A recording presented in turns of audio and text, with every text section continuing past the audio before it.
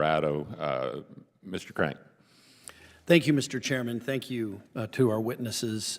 You know, and it's interesting, as I'm listening to this discussion, I had a colleague came to me not long ago after I was talking about Golden Dome and my support for it. And that colleague said to me, essentially, you know, that's a pipe dream. It's just never going to work. And I got to thinking about it because I have maybe a bit of a unique perspective. I worked as a staff member on Capitol Hill 30 years ago. I look across these pictures, and Les Aspin was chairman, Ron Dellums, Mr. Spence. And I remember Mr. Dellums specifically was an outspoken opponent of ballistic missile defense.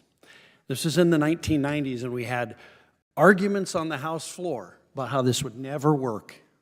Missile defense would never work, argued against the THAAD program. It'll never work, they said. And, you know, today, as I was talking to that colleague, I'd ask, well, maybe we should ask the Israelis if it would work. I mean, and I guess I would ask you this. We have these arguments about whether if this is a technical problem or whether this is a problem of political will. And America does great things, but every great thing we've ever done has been difficult. There were people at the time who said we couldn't land a man on the moon, and we did it, but there were naysayers back then who said we can't do this. I would ask General Guillot, your thoughts. Is this a technical issue or is it a political will issue? Can we do this technically? Yes, Congressman. There are certainly technical challenges with the integration of all these capabilities into one, but it's certainly possible. Yeah, General Collins, your thoughts?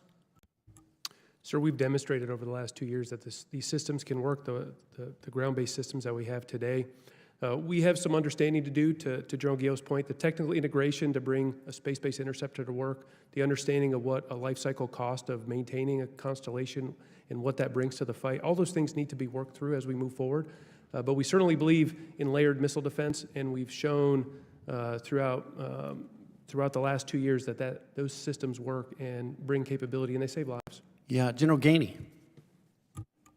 Thank you, Congressman. Yeah, I agree. And in a previous job where I worked counter unmanned aerial system technology, pushing the envelope on technology, whether it's directed energy, non-kinetics, it's amazing what industry can come up with. Yes, there's challenging, but there's always opportunities. Yeah, it seems to me that there's some people on Capitol Hill who are just so invested in mutually assured destruction that we can't shift our paradigm a little bit. And we better hope, if that's what we're going to rely on, is mutually assured destruction, is that our adversaries don't figure out a way to have ballistic missile defense, that they don't figure out a Golden Dome, because then mutually assured destruction will be a thing of the past and will be left in the dust on that. So I think that's very important. With the remaining time I have, General Collins, MDA has been a strong advocate for the importance of space-based sensors that collect fire control quality data.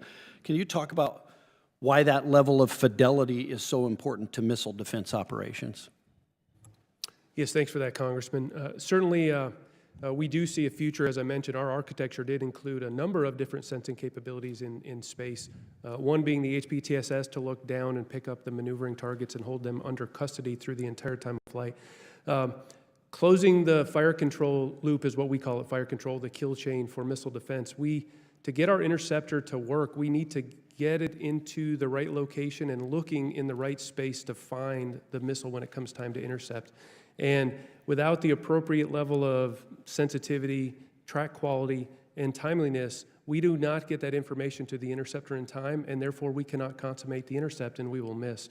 And so that's going to be very important, whether that's a hypersonic interceptor, whether that is a ballistic missile that we intercept in boost phase, mid-course phase, or terminal phase. We need to get that cue really tied in and to the interceptor, to the command and control system and into the interceptor as quickly as possible to be able to close that chain and actually do the intercept. Yeah, thank you, General. I appreciate that. I would just say, Mr. Chairman, I mean, these are hard discussions, but we sit in this committee room and we hear about the threat from China day in and day out. We hear about the threat from Russia day in and day out. And then we sit up here from this dais or out on the House floor and we make excuses about why we can't fund these things. I'd yield back. Thank you. I thank the gentleman.